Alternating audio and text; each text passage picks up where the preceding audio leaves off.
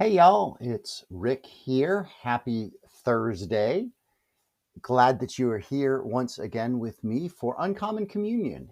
And let us begin as we always begin these times together by remembering and realizing and affirming that we are always and everywhere in the holy presence of God and each other.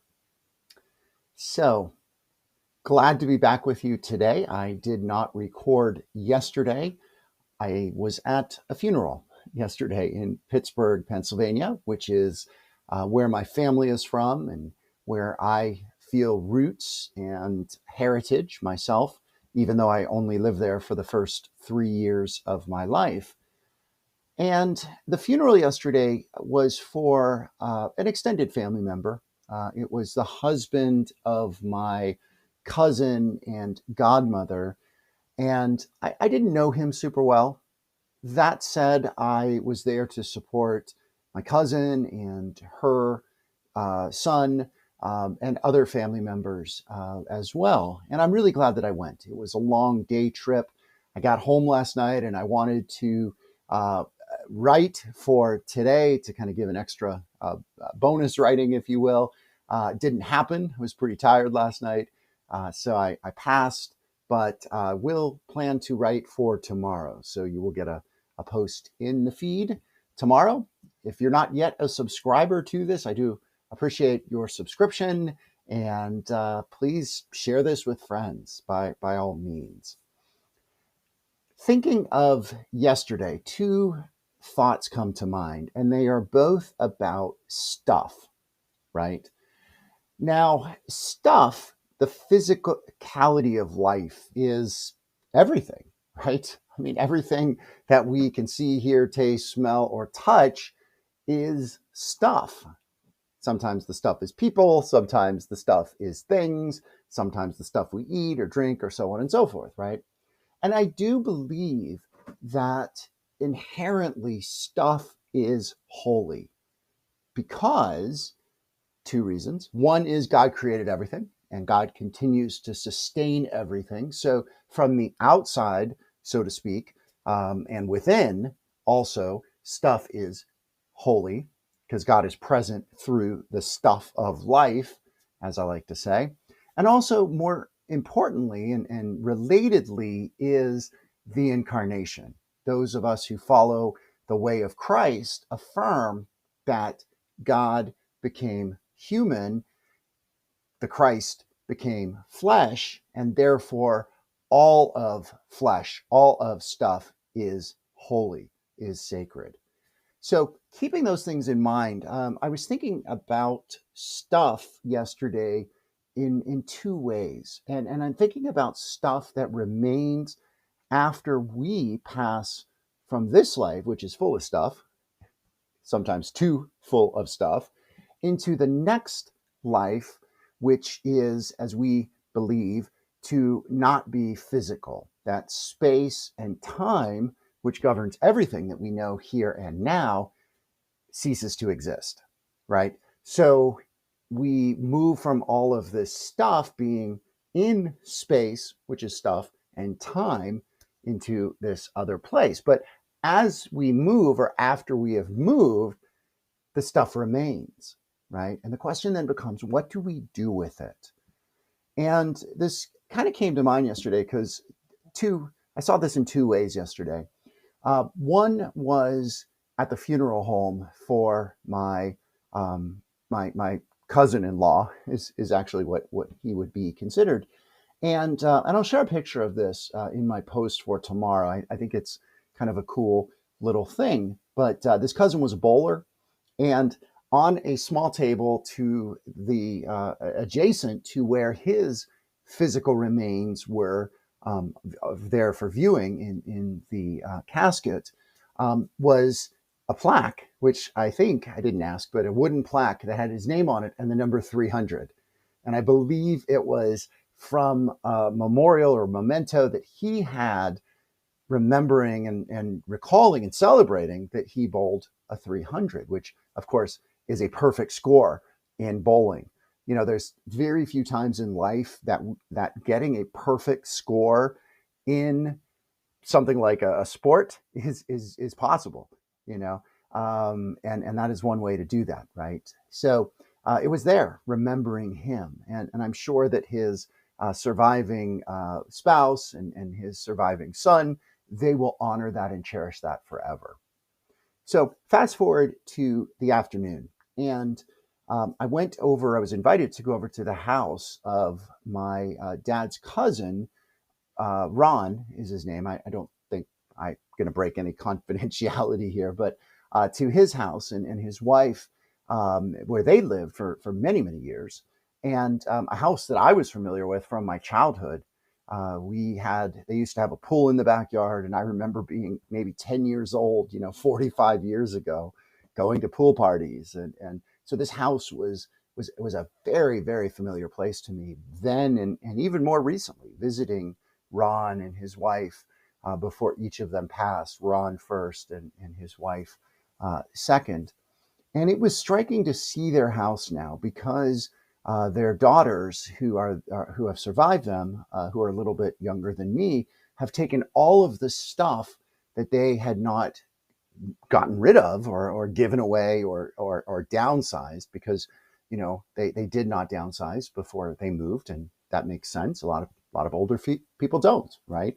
They stay in the same house, and the daughters have put out all of the stuff that they are giving away or selling, or eventually will have to leave that house. Everything that I saw yesterday on these tables, and it was well organized and categorized and very simple for folks to come in and take what they might like or purchase if that was what they were doing.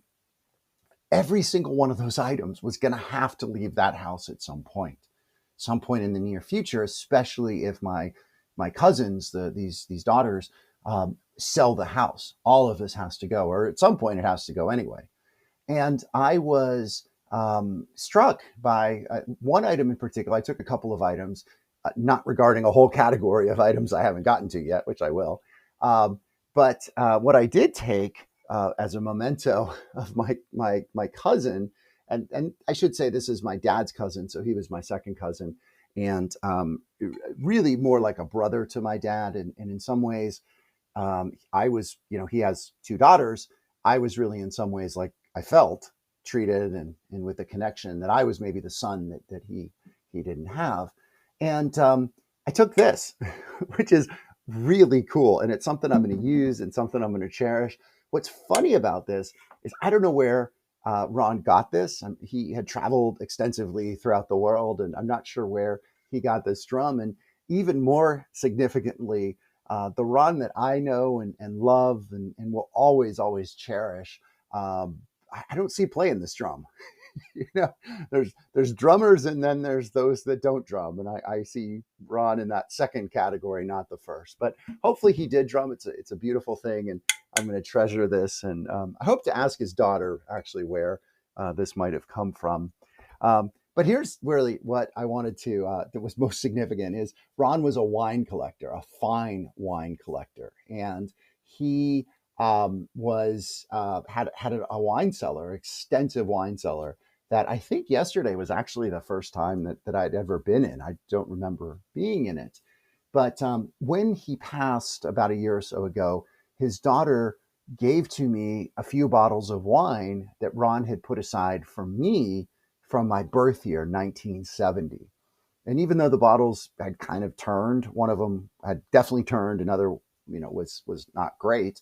I've saved those bottles, and we'll always save those. I mean, to see my birth year on it and to be able to consume something, a physical item, a wine that is as old as me, is really quite remarkable, and I will cherish that. Well, yesterday, his daughter said to me, she said, look, he's got all this wine that's left in there. She'd already kind of sold or given some of, what she thought was maybe the best wine. She's like, take what you'd like, literally just take it out. And so I did. And I ended up taking like 6 cases. And here's the thing, y'all. I was selective in what I took. Some of these go back, I think the oldest is like 1975. Some of them are more recent. And we're going to see. It's going to be kind of an adventure as I open each bottle. I opened two up last night once I got home. One was definitely gone, poured it right down the sink, recycled the bottle, of course. The other one was still pretty good. It actually had mellowed quite well and wasn't great, but good and drinkable, and I enjoyed much of the bottle. What is interesting, and the point that I want to share on this before we wrap up here is we have to give our stuff away, right? We have to give our stuff away before we ourselves depart, right? Because again, every single one of those bottles of wine in there, and some of them are definitely turned. I mean, the white wines that are in there are definitely garbage. I mean, they have to be thrown away or poured into a sink. They're gonna, and I don't even know if I'd open them because they could really reek and be pretty gross. Um, every single one of those bottles is going to have to come out of there. Somebody is going to have to take them out, right? And the six cases that I took, probably most of them are going to be bad. Now I'm going to see it as kind of an adventure, opening each one, holding it and remembering Ron and maybe, looking up the winery. Actually, a couple of them, a few of them are from a winery that I worked at, which is pretty cool, back in Napa. So that will have special purpose, including a huge bottle from that winery. I'm not even sure how I'm going to open it because it doesn't have a regular kind of opener available for it. But all of that's going to have to go. And I was thinking yesterday as I was carrying this out, and the encouragement that I was getting from the family members that are going to have to clean this house, take everything out, is they're like, "You're doing us a favor." I'm like, "Thank you for the wine." They're like, "No, you're doing us a favor. You're taking it out of here." And that's the thing is, I am doing them a service. But here's what I want to get to, folks, before I go. And this is not meant to be a criticism of Ron at all, because I love this man dearly. I miss him and just so appreciate what he has given to me and appreciate these wines now. But here's the question, y'all. Wine is temporal, right? It gets better, but then it doesn't, right? It becomes worthless.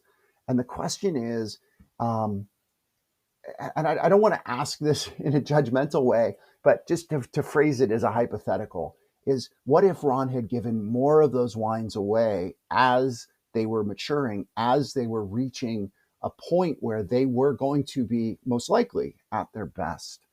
Wouldn't that be very different? Because the people he could have given them to, myself included, over the years, would have appreciated them, would have celebrated them, would have been able to thank him. And he would have been able to feel that thanks and to feel that goodness. Because he didn't, at least with the wines that are left. He may have with other wines. I certainly know that he did with me over time. But because he didn't, basically it's not a gift anymore. It's a burden and it's garbage, right? I mean, yeah, yeah. And I feel sad about that. And I feel disappointed about that. But I share that with you, y'all, because love is kind of that way too, right?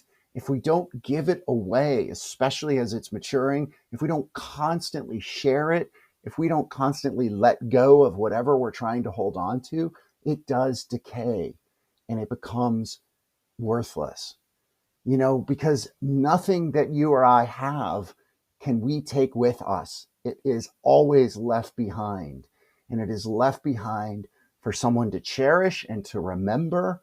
It is left behind as a bottle of wine that I'm going to open and hopefully will be good and I'll be able to drink it and enjoy it, share it with others, or it's just going to be garbage. All of it, garbage, right? It has been said, and I think this isn't a song that maybe I'll share this song tonight in the reflection that I write. It is said that you don't see a hearse, the hearse that we followed yesterday in our procession, that led my the gentleman to his final earthly resting place. The hearse never ever has a trailer hitch, right? It never has a luggage rack because all that goes that we can take is nothing. There's nothing, right? So I want to close with a couple of little reflections. I went a little longer here today, but hopefully this is valuable to you folks. I really hope so. Let me know in the comments. Um, Let me know what this does, what everything I share with you does for you. Please let me know. Here's a couple of thoughts about letting go on this side of eternity. Hermann Hesse, who is a writer, a novelist that I learned about years and years ago, and I was assigned one of his books as a novel to read in high school. He writes, some of us think holding on makes us strong, but sometimes strength is letting go. And then lastly, I'll leave you with this thought today. It's from Thich Nhat Hanh, one of the great wisdom figures of our time, who again recently passed himself into eternity. He says, letting go gives us freedom, and freedom is the only condition for happiness. My hope and my prayer, y'all, today for us, for me, for all of us, is that we may be more free so that we may be happier here and now and always. Thanks for listening, y'all. Blessing and good.